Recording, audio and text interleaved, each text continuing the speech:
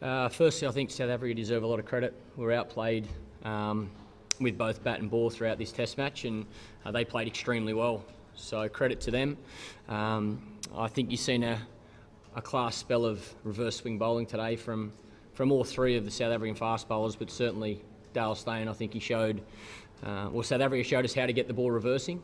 We didn't get one ball to reverse while we were bowling in both innings, so we can learn from that. And like I say, you've seen a class bowler bowl consistent 140, 145 Ks and execute his skills as well as you'll see in international cricket. So Dale Steyn deserves a lot of credit. Look, I think the common denominator is when you're not winning games of cricket, it's because you're either not bowling teams out for less enough for a low enough score, or you're not making enough runs as a batting unit. I think, I've had these discussions about all different conditions around the world. We didn't have as much success as we would have liked in India when the wickets were slow and low and spun. And we went to the UK and we didn't have as much success there. Through my career, we've played on some green seamers and we haven't scored as many runs as we would like there. So, yeah, I don't think it's about conditions. I think, you certainly need to pay credit to some great bowling from South Africa. We certainly didn't bat in both innings, especially the first innings, anywhere near as well as we needed to. And, yeah, we've got to find a way to turn that around over the next few days. We've got to prepare for another Test match, another tough Test match, and we need to make sure we're at our best like we were 7 days ago. Yeah, Chris played really well. Obviously, to get a start, him and Davey, I thought, played really well up front.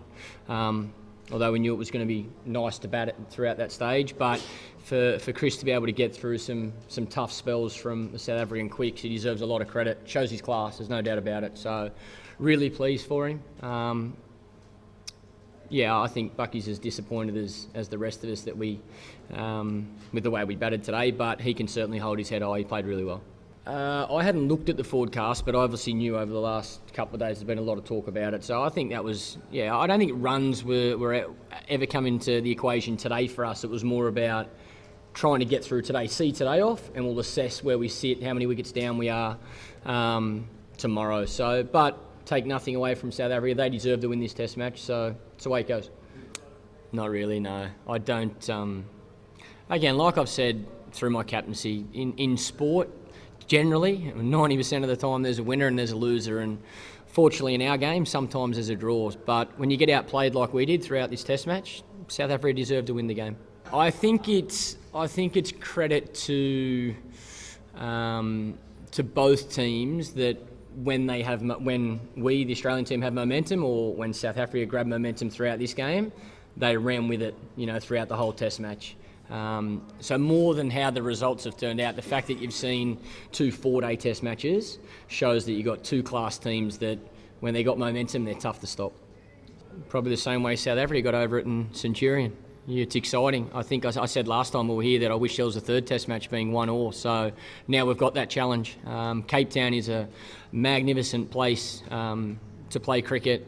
It's, generally when the sun's out, it's a good wicket, and when it's overcast, there's a lot of hard work to be done for the batters. So it's going to be a challenge, there's no doubt about it, but it's exciting. I think what we're seeing now is two teams, pushing extremely hard to have success. We're trying to challenge the number one team in the world in their own backyard, so we know how difficult it is, and we're excited by that challenge. I think the team's in a really good position at the moment in regards to how everybody feels. There's no doubt there's disappointment in the change room. We just lost a Test match. But in regards to the way we've been playing over the past, 12 months, I think Cape Town is very exciting for us.